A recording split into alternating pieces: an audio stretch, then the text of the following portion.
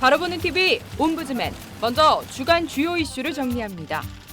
끔찍한 아동학대 사건이 끊이지 않고 있습니다. 부천에서 친부가 초등학생 아들을 마구 폭행해 숨지게 하고 시신까지 훼손한 충격적인 사건이 드러났습니다. 당초 남편의 범행 사실을 뒤늦게야 알았다고 주장했던 아내도 시신 훼손과 유기에 적극 가담한 것으로 확인됐는데요.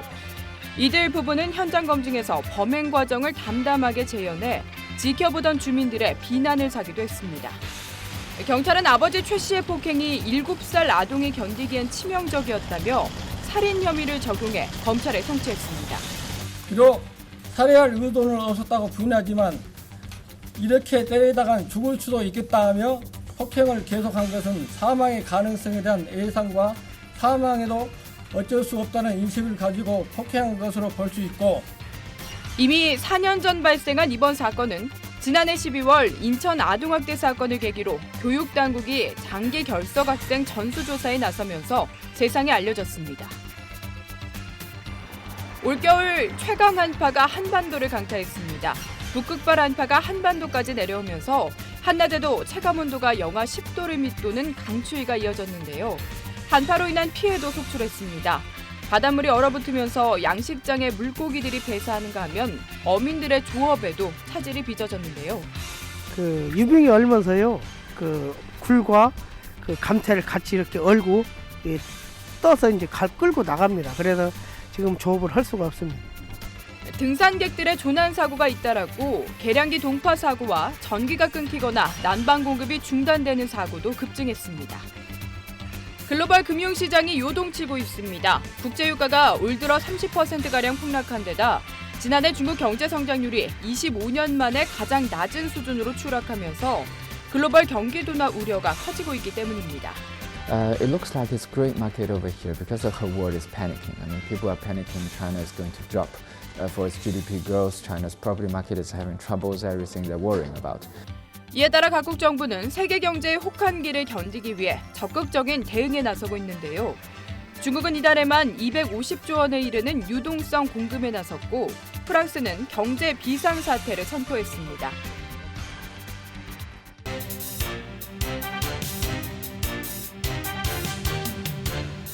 안녕하십니까. 바로보는 TV 옴부즈맨 조미령입니다. 지난주에도 연합뉴스TV에서는 다양한 뉴스를 신속하게 전했는데요. 시청자 평가원은 방송 내용을 어떻게 평가했는지 연합뉴스TV를 말한다를 통해서 알아보겠습니다. 오늘은 뉴스포커스와 라이브투데이를 살펴본 김민기 시청자 평가원의 의견을 함께 하겠는데요. 뉴스포커스에 대한 모니터 내용부터 만나보시죠.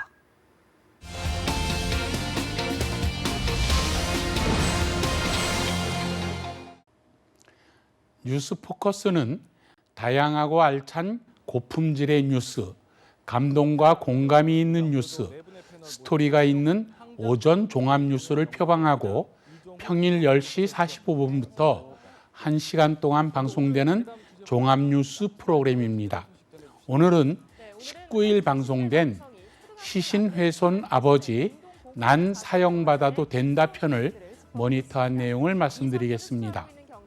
이날은 황장수 미래경영연구소 소장, 이종훈 정치평론가, 서양호 두문정치전략연구소 부소장, 고은희 변호사 이렇게 4분이 출연했습니다.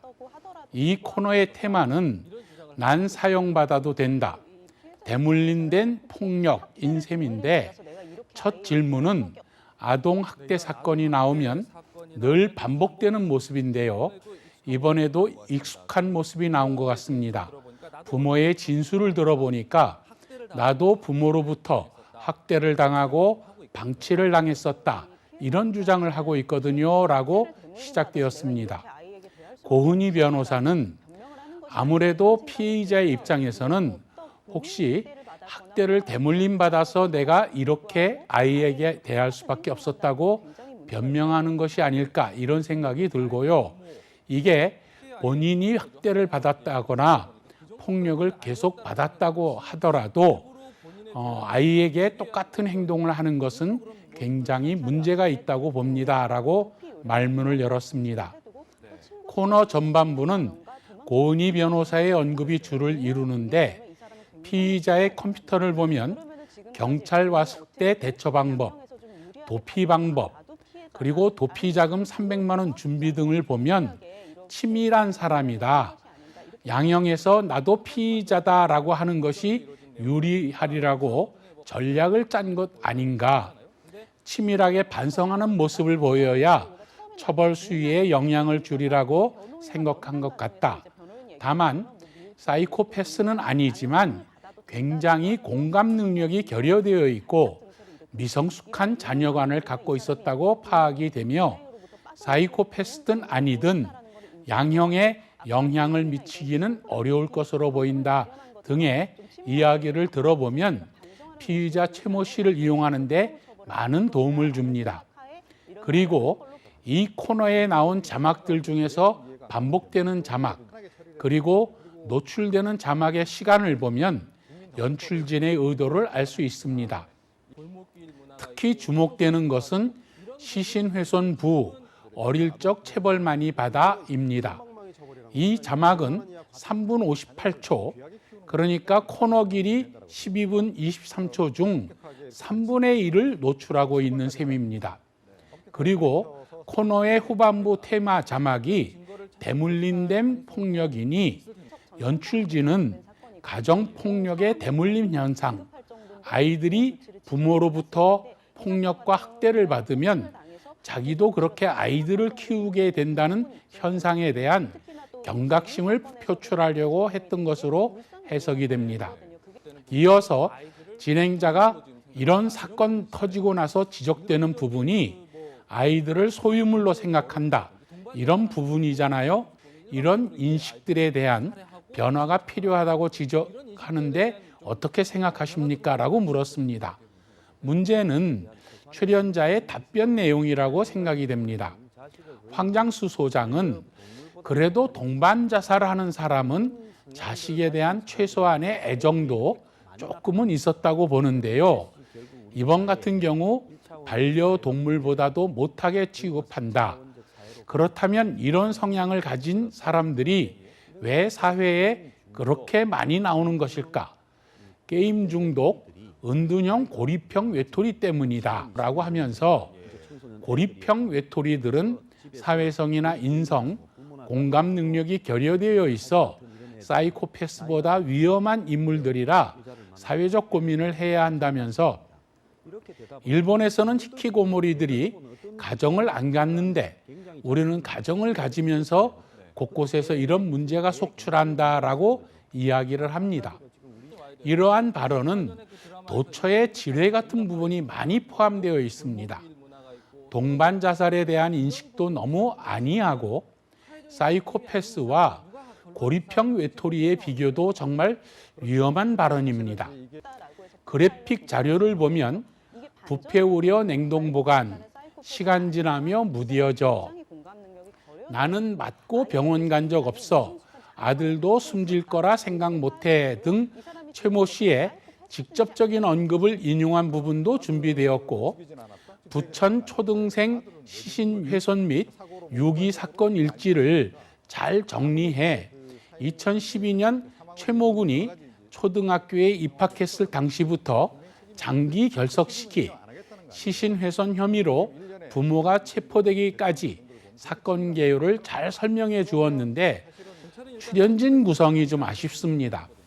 정치평론가가 아니라 범죄 심리학자나 교육 전문가들이 나왔더라면 좀 더 시청자들에게 깊이 있는 해설과 해결책을 제시해 줄 수 있었을 텐데 싶어서 아쉬운 것이지요. 물론 이 코너에 이어서 문 당권 공천권 이양 내부 반발 있을까 이런 정치 문제를 다루는 코너가 연속될 예정임을 생각하면 이해할 수도 있습니다만 그래도 출연진 구성이 안이했던 것 아닌가 싶습니다. 또 자막에서 계속 시신훼손 아버지가 반복되는데 결코 유쾌하지 않고 섬뜩한 내용이므로 피의자 최모 씨라든가 최모 씨 등으로 변화를 주었으면 좋았겠다고 생각합니다. 뉴스 포커스를 살펴본 김민기 시청자 평가원의 의견을 함께 하셨는데요. 라이브 투데이는 또 어떤 평가를 받았는지 만나보시죠.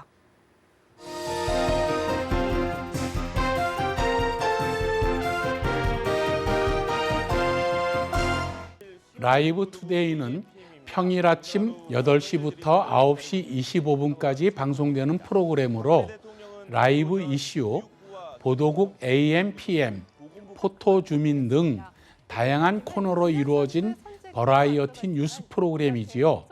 오늘은 그중 19일 방송된 라이브 이슈, 쯔위 사태 일파만파, 한류가 풀어야 할 숙제는 코너를 모니터했습니다. 이날은 대만 총통선거로 더욱 증폭되고 큰 화제를 모은 쯔위양 사태를 연합뉴스TV 문화제작부 김지선 기자가 출연해 상세하고 깊이 있게 해설해 주었습니다. 이번 뜨거운 감자 쯔위 사태 코너의 특징은 앵커의 질문과 김지선 기자의 설명, 그리고 자막과 영상 화면이 완벽하게 맞아 들어갔다는 점입니다.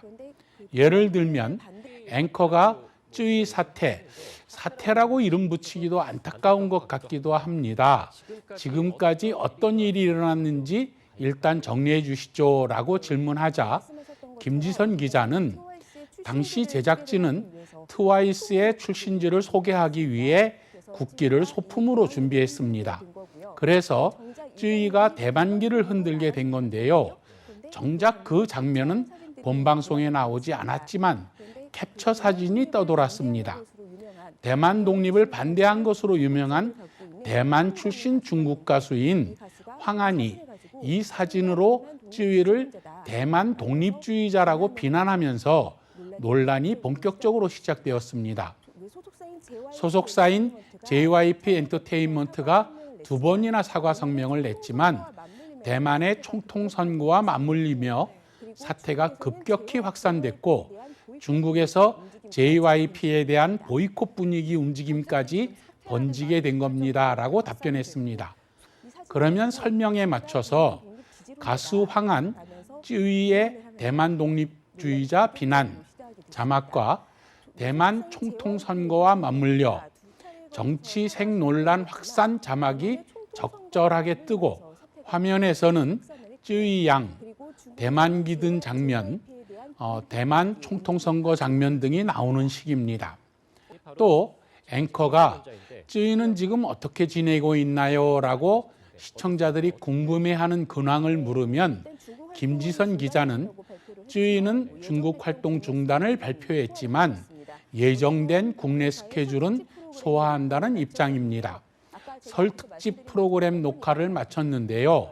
쯔위는 원래 멤버들과 숙소에 살고 있는데 지난 주말은 모녀가 함께 시간을 보낸 것으로 알려졌습니다. 쯔위 양은 이번 사태가 있기 전에도 설현 씨의 대항마로 인기가 굉장히 있었거든요. 이번 고비만 잘 넘기면 국제적으로 인지도가 높아졌기 때문에 글로벌 스타로 성장할 수 있는 가능성도 있지 않느냐라는 이야기가 조심스럽게 나오고 있습니다라고 시원하게 궁금증을 풀어주었습니다. 황한 사진이라든지 디도스 공격받아서 다운된 JYP 홈페이지, 또 JYP 본사 사진, 중국과 대만 현지의 기사 사진 등 영상 자료도 풍부했고 8분 30초 동안 자막이 17개나 제시되는 등 연출진의 노력이 정말 돋보였습니다. 이 코너만큼은 5개티를 찾기가 힘들 정도로 완성도가 높았습니다. 굳이 아쉬움을 찾는다면 JYP를 비롯한 한류 기업들이 이제는 현지 문화에 대한 이해와 더불어서 위기 커뮤니케이션도 준비해 두어야 한다는 지적의 필요성 정도밖에 없습니다. 그만큼 아침 이른 시간에 이 정도로 준비하기는 정말 쉽지 않았으리라는 점에서 칭찬해 줄 만한 코너였습니다.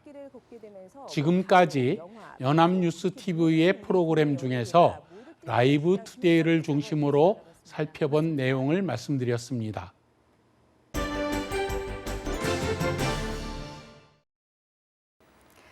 연합뉴스TV에서 방송하는 제작 프로그램에 대한 시청 소감을 들어보는 캠퍼스 TV 리포트 시간입니다. 오늘은 명품 리포트 맥을 살펴본 성신여자대학교 미디어 커뮤니케이션 학과 김주연 학생 나와 있습니다. 어서 오세요. 안녕하세요. 네, 명품 리포트 맥을 살펴봤다고 들었는데 어땠나요? 네, 명품 리포트 맥은 정치, 경제, 최근 이슈에 대해 3가지 코너로 나뉘어서 진행되는데요. 각 코너마다 뚜렷한 컨셉이 있어서 흥미로웠습니다. 또 기자들이 직접 설명해주는 방식으로 전문성도 높이고 내용도 쉽게 이해할 수 있어 좋았습니다. 네, 그러면 지난 17일에 방송된 명품 리포트 맥에 대한 모니터 내용 자세히 전해주시죠. 네, 매주 일요일 오전 8시 30분에 방영되는 명품 리포트 맥은 보도국 기자들의 날카로운 분석과 입체적인 전망을 통해 정치, 경제, 그리고 사회 전반의 속사를 가감없이 살펴보고 한 주간 뉴스의 맥을 다각도로 짚어보는 프로그램인데요. 자세한 모니터 내용 지금부터 전해드리겠습니다.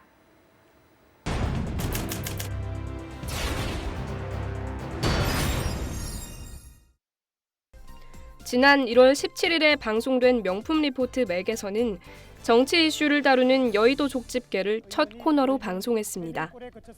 여의도 족집게는 국내 이슈에 대한 정치인들의 입장과 행보를 세세하게 짚어주는 코너인데요.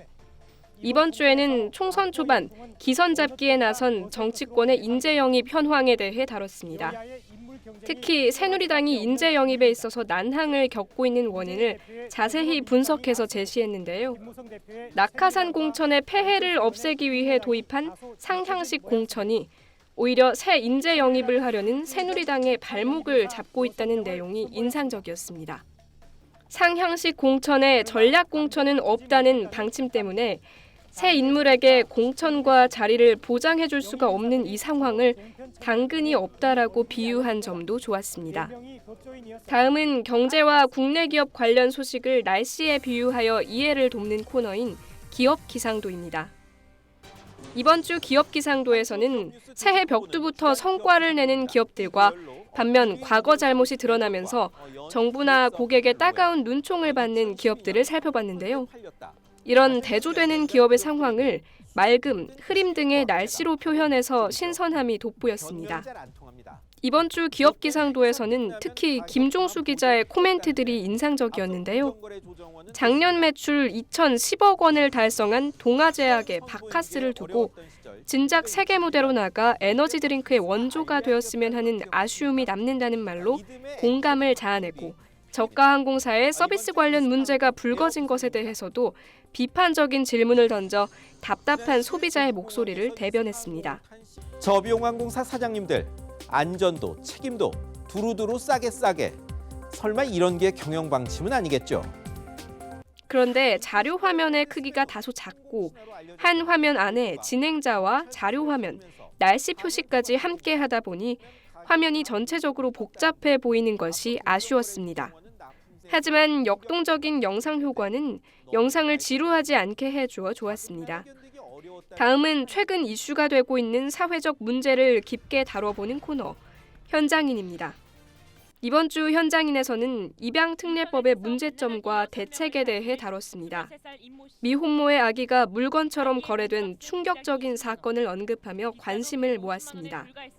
입양특례법의 특징을 간단하게 설명하고 아무런 흔적을 남기지 않고 아기를 입양 보내고 싶다는 미혼모들의 글이 수두룩한 인터넷 포털 사이트를 제시하며 사회적 현실을 보여줬습니다. 입양특례법이 문제가 되고 있는 것은 사실이지만 애초에 법을 만든 목적을 설명하는 인터뷰 영상을 함께 보여주며 입양특례법의 좋은 취지도 제시했습니다.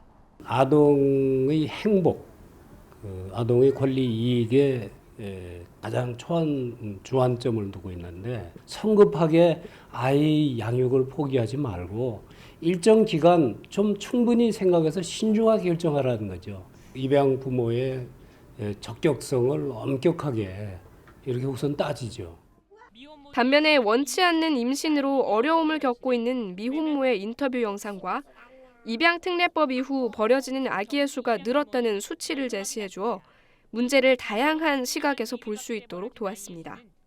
그러나 대책에 대해 논의할 때 대안으로 나온 법 개정안을 소개하는 부분에서 자막 없이 바로 인터뷰 내용으로 넘어가서 해당 법안에 대한 이해가 어려웠습니다. 게다가 미혼모에 대한 인식이 바뀌지 않는 한 어떠한 법도 소용없다는 식의 결론은 실질적인 개선책을 원하는 미혼모들에게는 현실적인 위안이 되지 않을 것으로 보여 아쉬움을 남겼습니다. 명품 리포트 맥은 한 사안에 대해서 단순한 사실 전달을 하는 데서 그치지 않고 그 사안의 배경과 전망까지 함께 다뤄주어서 좋았습니다. 앞으로도 사회 속의 부정을 고발하고 시청자들의 막힌 속을 시원하게 뚫어주는 프로그램이 되길 기대하겠습니다. 지금까지 캠퍼스 TV 리포트였습니다.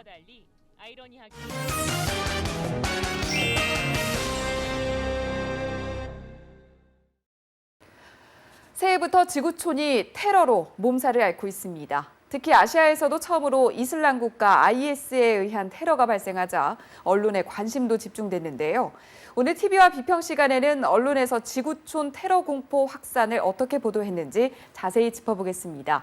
지방행정교육원 미디어 커뮤니케이션 전문가 김진숙 교수님 자리하셨습니다. 교수님 어서 오십시오. 네, 안녕하세요. 네, 먼저 이 테러 관련 소식 우리 언론들이 어떻게 보도했는지 짚어주시죠. 네, 전 세계가 또 연초부터 또다시 테러 공포에 휩싸였습니다.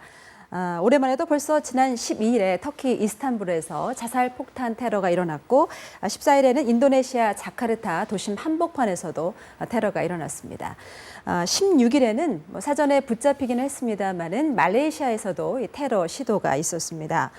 이틀 상간으로 발생한 이들 사건들은 모두 이제 IS의 소행으로 추정이 되는 가운데 또 다른 테러 단체인 알샤바브와 또 알카에다가 이끄는 아프리카 이제 곳곳에 크고 작은 테러까지 합한다면 아마 지난주 내내 테러 관련 소식을 접했다고 해도 이제 과언이 아닐 것 같습니다. 우리 언론은 특히 이번 인도네시아 자카르타 테러와 관련해서 아시아가 더 이상 테러 안전지대가 아닌 이상 우리도 이제 IS의 위협에 노출돼 있다라고 보도를 하면서 15년째 이게 국회에 계류 중인 테러 방지법 처리 등 대비책이 전무한 실정 등을 이제 꼬집었습니다. 며칠 전에 이제 당정 간 테러 방지 그 대책이 논의되기도 했었는데요. 테러에 대비한 새로운 어떤 접근 방법이 필요한 시점이 아닌가 생각을 해봅니다. 또 최근에 발생한 테러의 특징을 분석한 기사를 이제 내기도 했는데요. 그 예전 테러의 양상이 이제 군사 시설 등 특정 목표물을 겨냥하는 하드타기 테러였다면 최근에 일어나는 테러는 도심 한복판 이제 공공장소에서 그것도 일반 시민과 이제 관광객을 대상으로 한 소프트 타깃 테러라는 점에 이제 주목을 했습니다.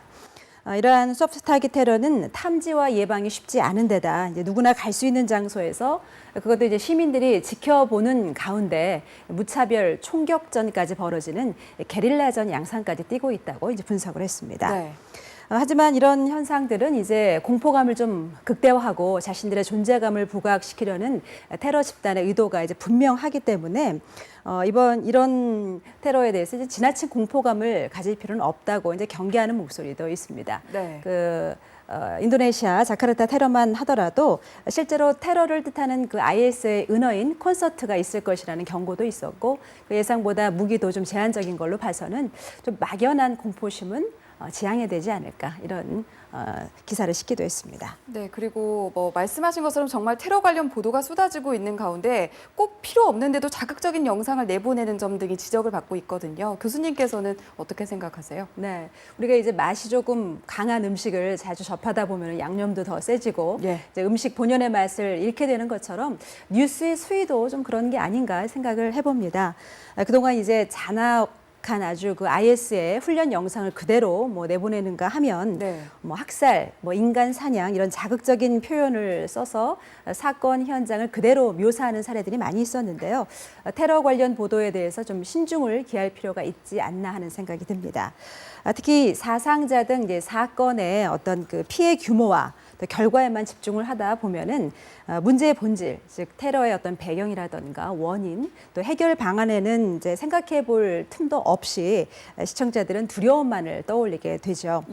테러리스트들의 어떤 정치적인 목적이 공포심 확산인데 이것을 도와주는 일이 발생해서는 안 되겠습니다. 또 이제 사실 확인을 제대로 하지 않은 채 속보 경쟁을 벌이다 보면 이제 오보의 가능성도 그만큼 높아지게 되는데요. 인도네시아 자카르타 테러만 보더라도 이제 사건 발생 직후에 테러에 14명이 가담하고 있다. 자카르타 도심 곳곳에서 폭발물이 터지고 있다라는 이런 급박한 보도가 나왔었는데 놀란 현지 어떤 방송사들과 경찰들이 시민들의 제보를 그대로 내보낸 이제 오보였습니다. 예. 근래 이제 몇 년간 이런 그 미디어의 판도를 바꾼 것이 이제 SNS라고 이제 보여지는데요. SNS를 통한 정보의 어떤 전파 속도는 실시간으로 볼 수가 있겠습니다. 따라서 확인되지 않은 정보와 또 목격담이 이어질 수밖에 없는데 속보도 좋습니다만은 언론이 이런 SNS와 속도전을 벌일 필요가 있을까 뭐 이런 생각도 좀 듭니다. 시청자들이 알고 싶어하는 것은 실시간 상황 보고가 아니라 정확한 정보일 텐데요. 확인되지 않은 사안 그리고 그다지 중요하지 않은 사안 등을 좀 걸러서 내보내는 것이 때로는 좀 빠른 소식보다 더 가치 있는 뉴스가 아닐까 생각을 해봅니다. 네, 그리고 연이은 테러로 지금 이슬람 혐오증이 번지고 있는 상황이잖아요. 그런데 이런 가운데 뭐 테러와 관계없는 무슬림이 피해를 입고 있는 상황인데요. 이 과정에서 우리 언론이 좀 할 수 있는 역할은 없을까요? 네, 그 IS의 이단 테러로 이슬라모포비아라고 하죠. 예. 이런 현상들이 생기고 있는데 사실 이런 것은 사회의 분열을 야기할 수가 있습니다. 우리나라 같은 경우는 이제 워낙 단일 민족 성향이 강해서 또 그 이민자들, 또 소수민족, 난민들과의 어떤 사회적인 통합이 필요한데 언론이 좀 그런 역할을 해야 되지 않을까라는 생각이 듭니다. 네. 그동안 이슬람과 관련해서는 뭐 올바른 정보가 이제 거의 없었다고 보여지는데요. 잘 모르는 것에 대한 두려움은 굉장히 부정적인 생각을 낳게 되고 또 이런 것이 어떤 이슬라모포비아의 위험성이 아닐까 생각이 듭니다. 우리 언론이 이슬람에 대한 정확한 정보를 통해서 바로잡아야 할 것들이 있다면 좀 바로 잡아주는 그런 의식 개혁에 좀 앞장섰으면 좋겠습니다. 네. 결혼이나 어떤 그 산업연수 같은 것으로 이제 기술자들로 우리나라에 들어온 무슬림들이 13만 5천 명 정도가 된다고 하는데요. 앞으로 이들 숫자는 더욱더 늘어날 것으로 전망이 되고 있죠. 이들을 편견과 차별 없이 대하고 또 우리 사회의 일원으로 받아들이는 것이 중요하다고 생각이 듭니다. 이것은 뭐 정부와 지방자치단체 그리고 언론, 시민, 종교단체 가릴 것 없이 다 함께 나서야 될 일인데요. 이들 단체와 함께 어떤 다양한 프로그램이라던가 심층적인 보도를 통해서 서로 배경이 좀 다른 사람들과 어떻게 하면 같이 어울리고 일할 수 있는지 구체적인 어떤 제시를 좀 해줄 수 있는 그런 보도였으면 좋겠습니다. 네, 방금 말씀해 주신 부분에 덧붙여서 테러 관련 소식을 전할 때 우리 언론들이 어떤 부분을 좀 더 주의하면 좋을지도 끝으로 짚어주시죠. 네, 뭐 테러와 관련해서는 이제 뭐 위험국 또 비위험국을 가릴 상황이 아니게 됐습니다. 네. 국가정보원에 따르면 국내 외국인 그 근로자 7명이 이제 IS에 가담한 사례가 있었다고 이제 밝히기도 했는데요. 테러가 더 이상 남의 일이 아닌 현실이 됐습니다. 자, 그렇다면 이제 국내 그 테러의 위협에 우리가 어느 정도 대처할 수 있을까? 그런 것에 대한 좀 심층적인 보도가 있어야 되지 않나 생각이 듭니다. 테러 방지법 같은 정치적 이슈에만 너무 매여 있는 것도 바람직하지 않다는 생각이 들고요. 네. 그밖에 또 다문화 가정에 대한 또 다문화 사회에 대한 본질적인 문제 등도 깊이 있게 짚어봤으면 좋겠습니다. 사회적 박탈감 또 경제적인 좌절감으로 외로운 늑대 얘기 유럽에서 심심치 않게 전해져 내려오고 있는데요. 그 유럽사에서 번지고 있는 어떤 다문화 다인종 사회 갈등이 난 그런 문제들이 우리 사회라고 또 있을 수 없다고만 볼 수는 없기 때문에 이런 부분에 대해서 언론이 좀 더 깊이 있게 조명해 볼 수 있었으면 좋겠다는 생각이 듭니다. 그밖에 또 수많은 재외 국민들의 안전 그리고 또 여행객들에 대한 안전 조치 이런 부분에 대해서도 각별한 주의와 관심이 필요하지 않나 생각해 봅니다. 네, 우리나라도 더 이상 테러의 안전지대가 아니다라는 얘기가 속속 나오는데요. 좀 더 심층적인 접근과 보도가 필요할 것 같습니다. 교수님, 오늘 말씀 여기까지 듣겠습니다. 고맙습니다. 네, 감사합니다.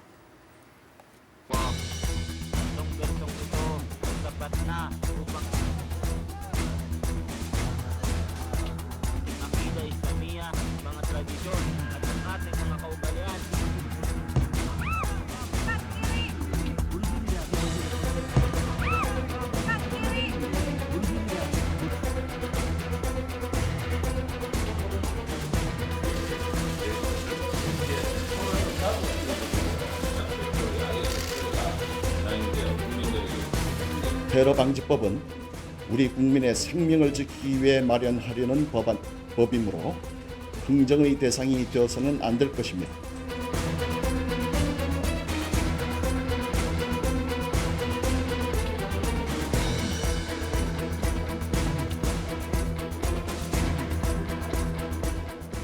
지난 5년간 IS 등 테러 단체와 관련해서 국내에서 추방된 외국인이 50명이 넘은 것으로 확인됐습니다.